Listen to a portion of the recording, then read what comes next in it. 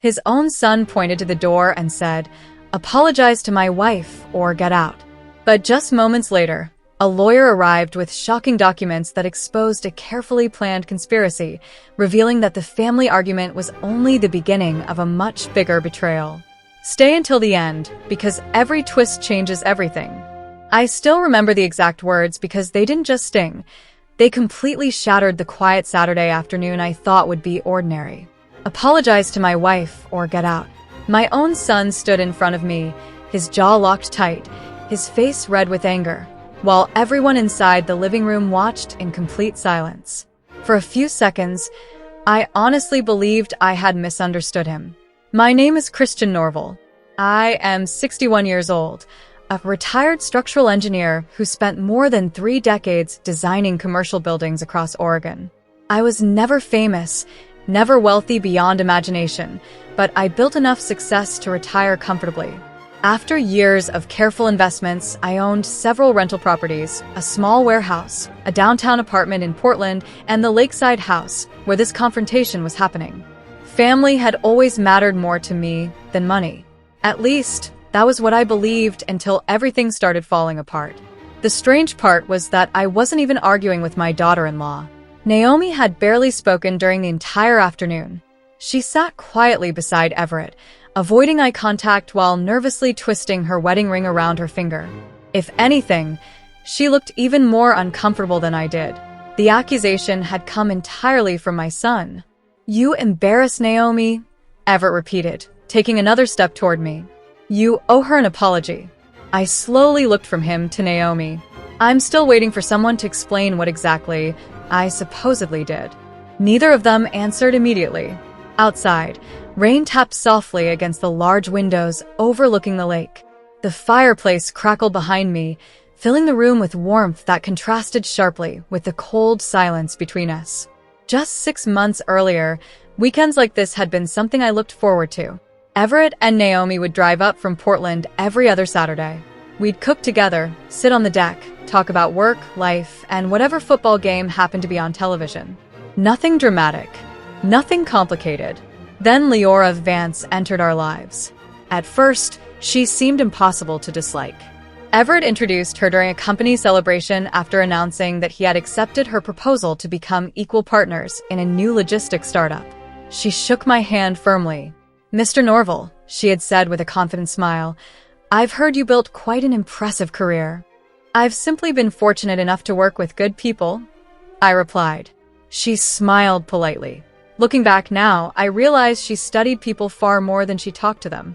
She asked surprisingly detailed questions. How many properties did I own? Was everything under a trust? Had I considered expanding my investments? Who handled my legal paperwork? At the time, those questions sounded like ordinary business curiosity. Retired people often enjoy discussing investments. I certainly didn't think she was collecting information. Weeks passed. Then, the conversations became more frequent. Every family dinner somehow drifted toward real estate. Every visit included questions about taxes, ownership, or future inheritance planning. Everett laughed along as though everything were casual. Naomi usually remained silent. One evening after dinner, while Everett and Leora were outside discussing company expansion, Naomi quietly helped me wash dishes. She hesitated before speaking. "Can I ask you something?" "Of course." "Have you changed your estate documents recently?" I looked at her, surprised. "No." She frowned. I thought maybe. She stopped herself. "Maybe what?" She forced a smile. "Never mind. It's probably nothing." I didn't push further. I assumed she had simply misunderstood something Everett mentioned. Now, standing inside my own living room months later, that forgotten conversation suddenly came rushing back. Everett folded his arms. "You know exactly what you said." "No," I answered calmly. "I don't. You called Naomi a gold digger." The accusation hit me so unexpectedly that I almost laughed. "I absolutely did not. You denied she belongs in this family." "I've never said anything even close to that." His voice grew louder. "Stop lying." "I'm not." Naomi finally looked up. "Everett." But he interrupted her before she could continue. "No. Dad needs to hear this." He pointed toward the front door. "If you refuse to apologize, then you don't belong here." I stared at him in disbelief. This is my house. I don't care whose name is on the paperwork. Those words landed harder than anything else he had said. Not because of the disrespect, because they sounded rehearsed. Everett wasn't someone who usually spoke like that. He had always been emotional, sometimes stubborn, but never calculated. This felt different. It was as though someone had handed him a script. I looked directly at Naomi. She appeared frightened, not angry, not offended, frightened. That detail bothered me more than the accusation itself. If I had truly insulted her, why wouldn't she be the one demanding an apology? Why was my son speaking for her while she barely said a word? Something didn't fit. Years of engineering had trained me to trust inconsistencies. Buildings rarely collapsed because of one obvious mistake. They failed because dozens of tiny warning signs were ignored. Families, I was beginning to realize, weren't much different. I took a slow breath before answering. "I won't apologize for something I never did." Everett's expression hardened immediately. "Then leave." The sentence echoed through the room. Nobody moved. Nobody spoke. Even the rain outside seemed quieter. I had absolutely no idea that within the next few minutes, someone would knock on my front door carrying information that would expose a scheme far bigger than a family argument and change every relationship in this house forever. The knock on the front door interrupted the silence so abruptly that everyone instinctively turned toward the entrance. For a moment, nobody moved. Everett still stood between me and the hallway as if he expected me to walk out. I simply looked past him. "I'll get it," I said calmly. "You don't have to." I wasn't asking. I walked toward the front door before anyone could stop me. When I opened it, I immediately recognized the man standing on the porch despite the rain soaking the shoulders of his charcoal coat. Graham Ellison. He had been my attorney for nearly 20 years. Normally, Graham never appeared without calling first. Today, however, his expression told me this wasn't a social visit. "Christian," he said quietly, "I need to speak with you immediately." His tone alone was enough to make my stomach tighten. "Come inside." He stepped into the foyer, removed his wet coat, and briefly glanced toward the living room where Everett, Naomi, and Leora watched us from a distance. Leora smiled politely. "Good afternoon." Graham acknowledged her with a short nod but never returned the smile. Instead, he looked directly at me. "We need privacy." Everett crossed his arms. "Whatever you have to say can be said here." Graham remained perfectly composed. "I represent Mr. Norval. My father has nothing to hide. That isn't your decision." The room became tense again. I gestured toward my home office at the end of the hallway. "Let's go." As soon as we closed the door behind us, Graham opened his leather briefcase and removed several folders. He placed them carefully across my desk. "I received an emergency notification yesterday afternoon." I frowned. "About what?" "A property transfer." I blinked. "What property?" "The Harbor Ridge warehouse." My heartbeat slowed instead of speeding up. Confusion often did that to me. "I haven't transferred the warehouse." "I know." Graham slid the first document toward me. "Someone tried." I picked up the paperwork. At first glance, everything looked legitimate. My full legal name, correct property description, official-looking signatures, notary stamps, county filing references. Then I reached the signature page. Someone had forged my handwriting remarkably well. Not perfectly, but well enough that most people would never notice. Only because I had signed thousands of engineering contracts over the years did I immediately recognize the subtle differences. The angle was wrong. The pressure was inconsistent. The final stroke on my last name curved upward instead of downward. "This isn't mine." "I know." "Who submitted it?" Graham opened another folder. The filing company listed an authorized business representative. He turned the page toward me. One name appeared near the bottom. Leora Vance. For several seconds, I simply stared at the paper. No. I verified it twice. There has to be some mistake. I hoped there was. The office suddenly felt much smaller. I replayed every conversation I'd ever had with Leora, every question about investments, every discussion about ownership. Every casual remark she'd made regarding my rental portfolio. Questions I once considered harmless now sounded completely different. A careful collection of information. Someone wasn't making conversation. Someone had been preparing. A knock interrupted us. Everett opened the office door without waiting for permission. Dad. I looked up. What? What's going on? Before I could answer, Leora appeared behind him. She maintained the same calm expression she always wore. "If this concerns me," she said pleasantly, "I'd appreciate hearing it directly instead of being discussed behind closed doors." Graham slowly stood. "It concerns you." Her smile faded only slightly. "I don't understand." He walked into the living room carrying the folders while I followed. Everyone gathered near the fireplace. Rain continued falling outside, making the room feel strangely isolated from the rest of the world. Graham placed the forged documents on the coffee table. These papers were submitted to initiate the transfer of one of Christian Norval's commercial properties. Everett looked confused. "So, they contain forged signatures." His eyes widened. What? Graham pointed toward the authorization page. The filing lists Ms. Leora Vance as the business representative connected to the receiving corporation. Every head turned toward her. She didn't panic. She didn't even look surprised. Instead, she slowly picked up the documents and examined them for several seconds before setting them back down. "This is ridiculous." Everett immediately stepped beside her. "Exactly. Someone is obviously framing her." Leora nodded. "I've never even seen these forms before." Graham folded his hands. "I expected that answer." "You think I forged them?" "I think someone connected to this transaction committed multiple criminal offenses."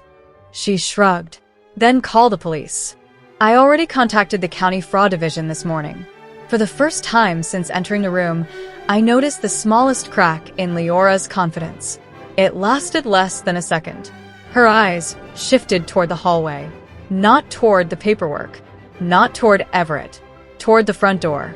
As if, for one brief moment, she had considered leaving. Then the expression disappeared. She smiled again.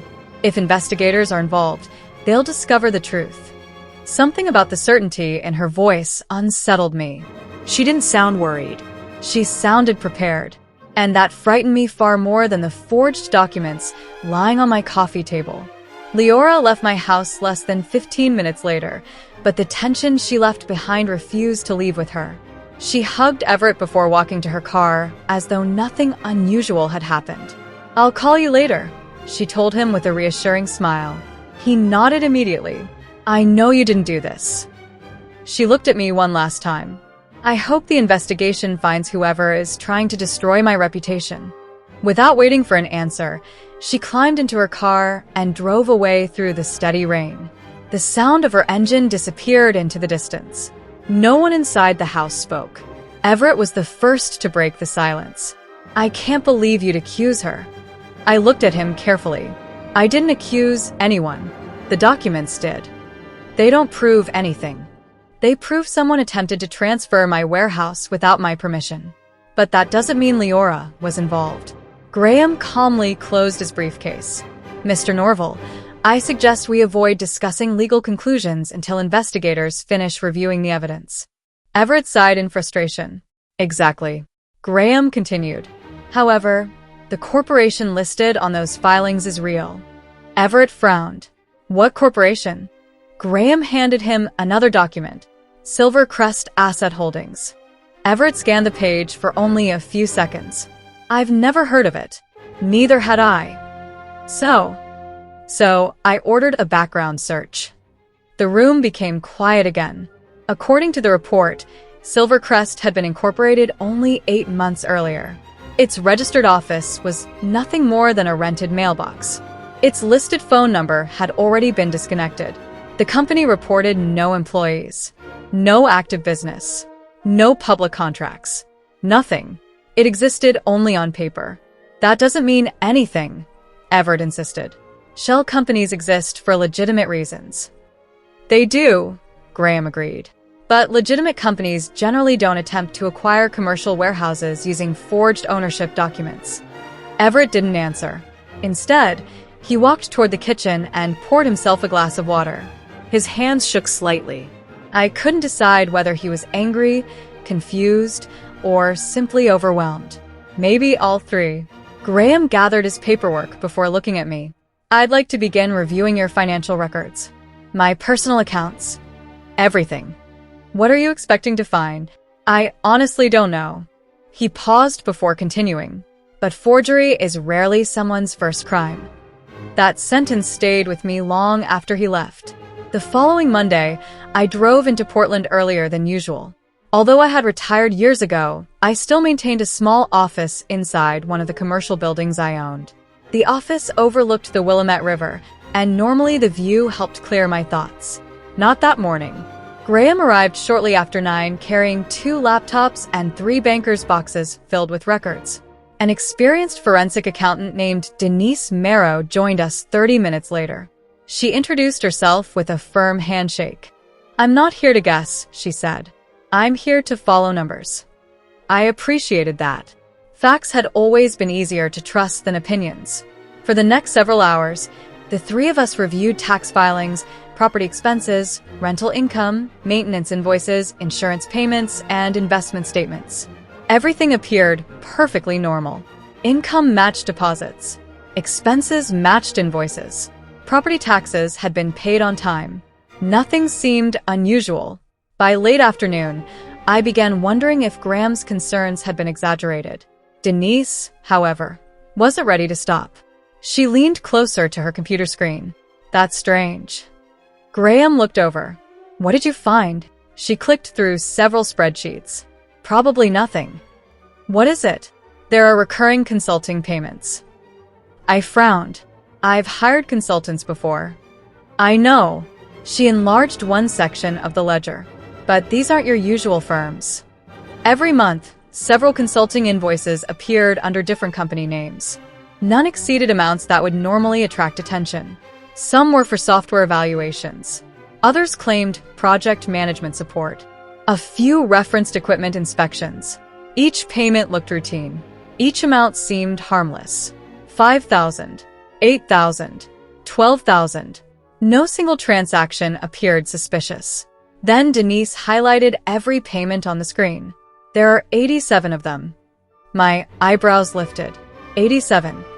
Across 3 years. She opened another report. When combined, her calculator finished processing. The total appeared at the bottom of the page. $1,984,000. For a long moment, nobody spoke. I stared at the number, convinced I had read it incorrectly. Nearly $2 million had quietly disappeared from businesses I believed were operating normally. Graham slowly removed his glasses. "Can you trace the recipients?" Denise nodded. "I'm already working on it." She opened another database and began connecting company registrations. One consulting firm led to another. That company shared an accountant with a third. The third shared a mailing address with a fourth. The pattern continued until every trail pointed toward a single individual. Denise stopped typing. "I think we've found something." My heart pounded as she turned the monitor toward us. At the center of the organizational chart was one familiar name, Leora Vance. The room felt noticeably colder after Denise turned the monitor toward us. I kept staring at the name in the middle of the chart, hoping my eyes had made a mistake. They hadn't. Every line, every shell company, every consulting invoice eventually connected to one person, Leora Vance. Graham leaned forward without saying a word. He studied the ownership records one page at a time before looking at Denise. "How confident are you?" She didn't hesitate. 99%. "What about the remaining 1%? I don't assume guilt until every document is verified." That answer earned a small nod from Graham. I rubbed my forehead. So, nearly $2 million disappeared through companies connected to my son's business partner. Denise corrected me. Connected indirectly. She used nominees, temporary managers, and registered agents. Someone with experience built this structure. That sentence disturbed me more than the money itself. This wasn't an impulsive crime. It had taken planning. Months of planning. Maybe years. I looked out the office window toward the river below. Boats continued moving across the water while people walked along the riverside paths, completely unaware that my family's life had quietly begun collapsing behind the glass walls of my office. "What do we do now?" I finally asked. Graham answered immediately. "We don't confront her." I turned back toward him. "Why not?" "Because if she's responsible, she'll destroy evidence the moment she realizes we've connected the companies." He paused before continuing. "And if she's innocent, confronting her accomplishes nothing." That made sense. Facts first, conclusions later. The rest of the afternoon became a blur of phone calls and document reviews. Denise contacted financial institutions. Graham requested additional corporate filings. I signed several legal authorizations allowing investigators to examine records connected to my properties. By early evening, my head ached from reading contracts and spreadsheets. As I prepared to leave, my phone vibrated. The screen displayed Naomi's name. That surprised me. She rarely called directly. I answered. "Hello." Her voice was unusually quiet. "Are you alone?" I glanced toward Graham. "I'm with my attorney. I need to speak with you, but not over the phone." My attention sharpened immediately. "Is everything all right?" No. She lowered her voice even further. "I think Everett is being lied to." My grip tightened around the phone. "What do you mean?" "I can't explain here." "Then where?" She hesitated before answering. "Tomorrow afternoon. There's a small coffee shop on Alder Street near the old bookstore." "I know it. Please come alone." Before I could ask another question, she ended the call. I slowly lowered the phone. Graham watched me carefully. "What happened?" "Naomi wants to meet privately." His expression became thoughtful. "Did she say why?" "Only that Everett is being lied to." For the first time that day, I felt something besides frustration. Hope. If Naomi had reached out without Everett knowing, then something inside that house had changed. The following afternoon, I arrived at the coffee shop 15 minutes early. It was a quiet place tucked between an antique bookstore and a family-owned bakery. Soft jazz played through ceiling speakers while only a handful of customers sat reading or working on laptops. I chose a table near the back where conversations couldn't easily be overheard. At exactly 2 o'clock, Naomi walked through the front door. She wasn't dressed the way she normally was. Instead of business clothes, she wore jeans, a gray sweater, and a baseball cap pulled low over her face. She looked nervous. Very nervous. After ordering tea, she sat across from me without smiling. "Thank you for coming." "You sounded frightened." She looked around the room before speaking. "I need you to promise something." "What?" "If Everett finds out we met before I'm ready, he'll never listen to me again." "I promise." She reached into her handbag and carefully removed a small black external hard drive. She placed it on the table between us. "I think this belongs to the investigation now." I stared at the device. "What is it?" "Company backups." I frowned. "I don't understand." About 4 months ago, Everett asked me to organize some digital files because their office server was being upgraded. She took a slow breath. "I copied everything onto this drive before returning it. So, I accidentally found deleted folders." My pulse quickened. "You opened them?" "At first, no." She looked down at her hands. "But after the argument at your house, I checked." "What was inside?" She swallowed hard.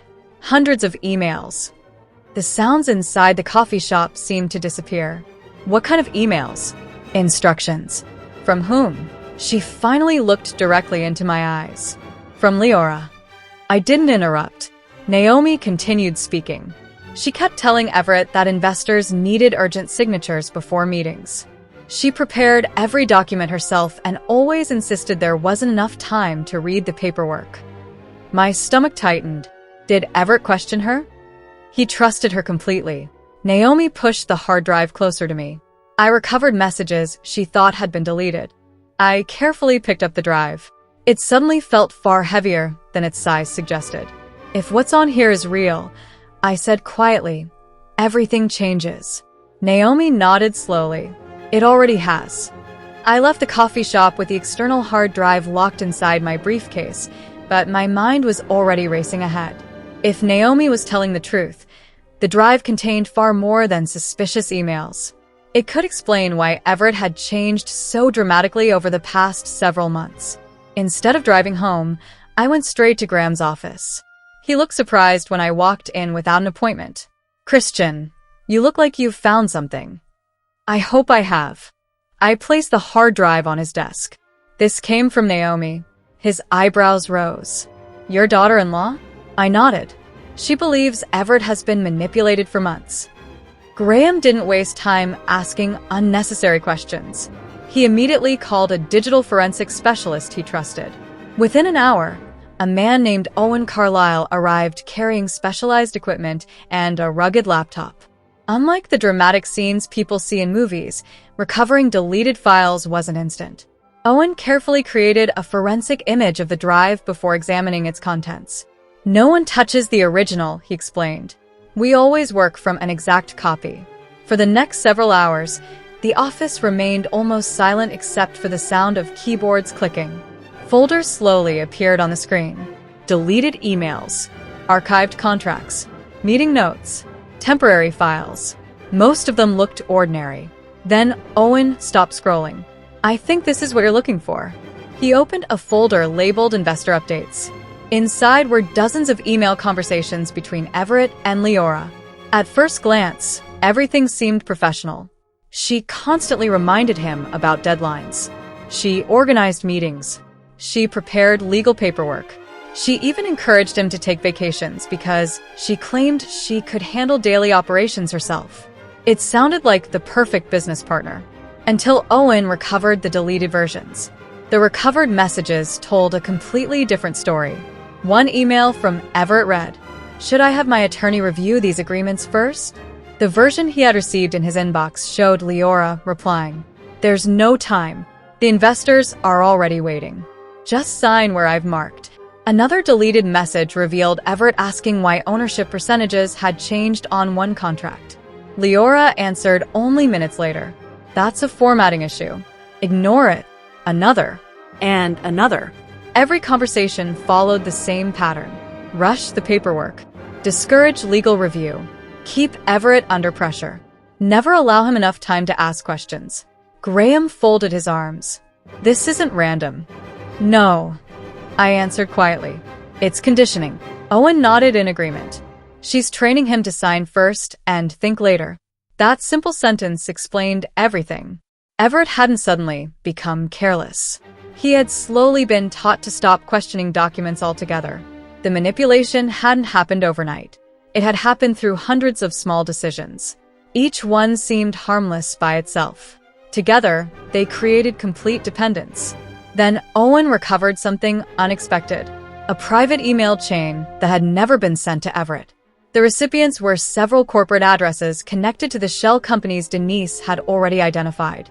Leora wrote with remarkable confidence, "The old man is cautious, but the son is predictable." I felt my chest tighten. She continued, "Once the warehouse transfer is complete, the remaining properties will become much easier." Another message read, "Keep every transaction below the internal review threshold." Another, "Never use the same consulting company twice in a row." Denise had been right. The consulting invoices weren't accidents. They were intentionally structured to avoid attracting attention. Graham slowly removed his glasses. "I've handled fraud cases for almost 30 years. He looked directly at me. "This is one of the most organized financial schemes I've ever seen." I remained silent. I wasn't thinking about the money anymore. I was thinking about Everett. Every decision he had defended. Every argument we'd had. Every accusation he'd thrown at me.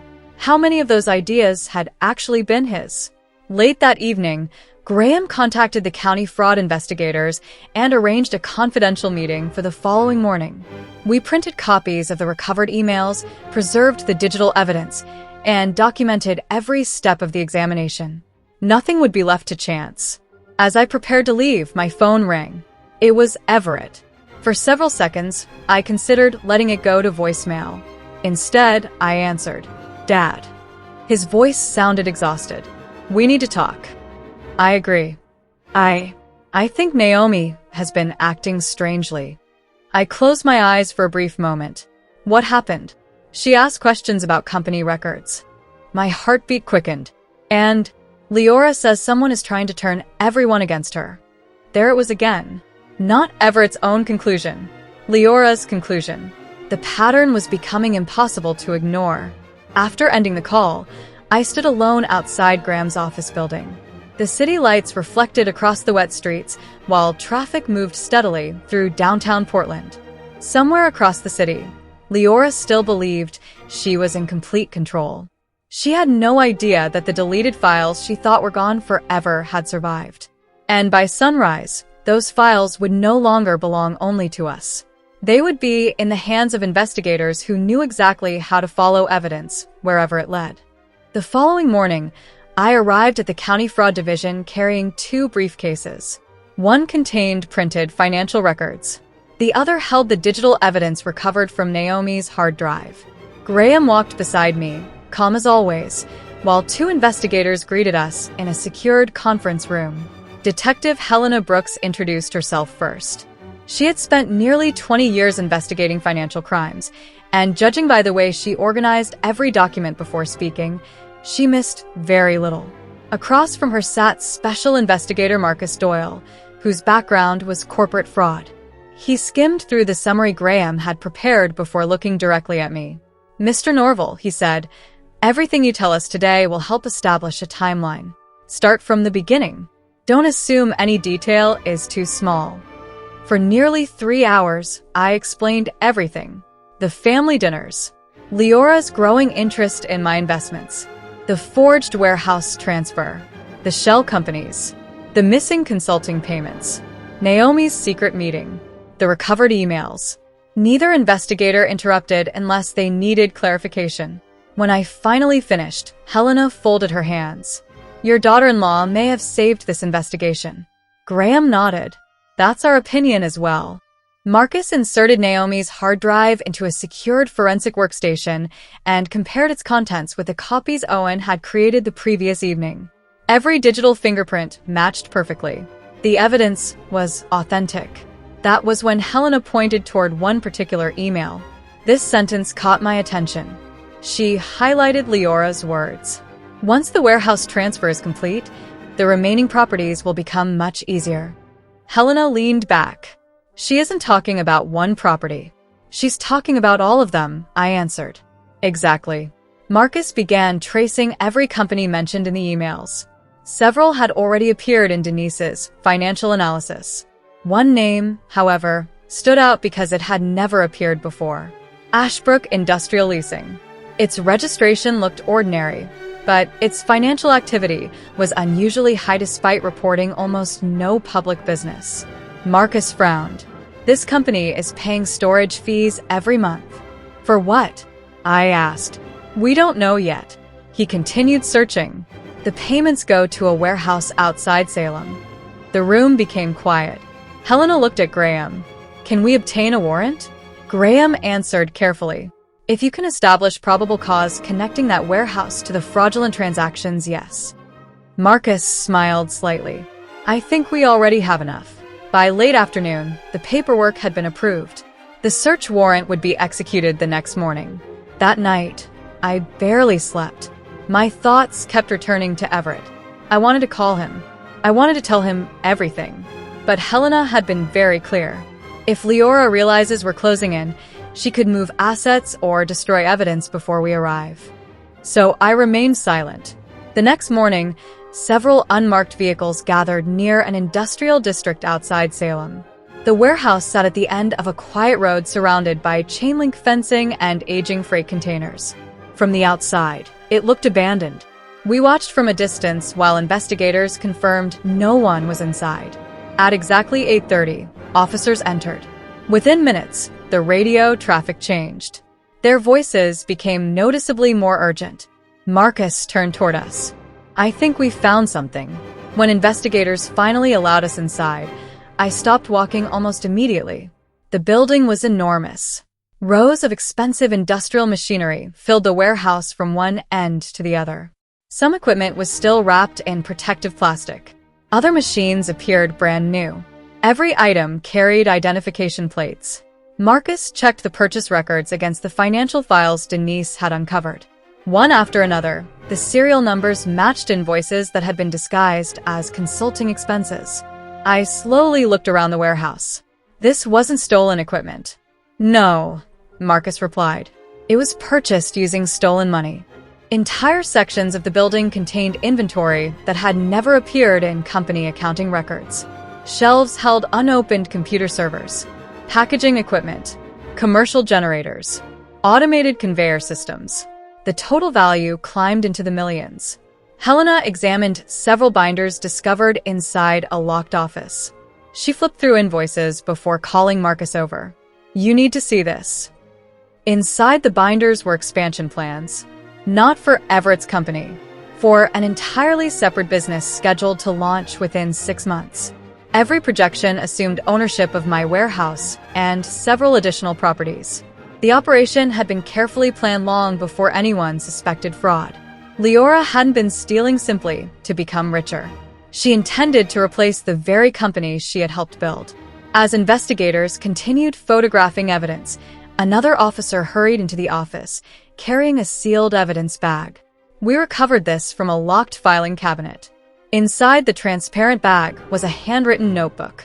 Helena carefully opened it while everyone watched. Each page contained dates, property names, transfer schedules, estimated values, future acquisition targets. Halfway through the notebook, one sentence made my blood run cold. Christian resists direct pressure. Continue influencing Everett until signatures become automatic. I closed my eyes for a moment. There it was, Written in black ink. proof that every argument inside my family had been part of a much larger strategy. And if this notebook was accurate, Leora had never been trying to win my trust. She had only been waiting for the perfect moment to take everything I owned.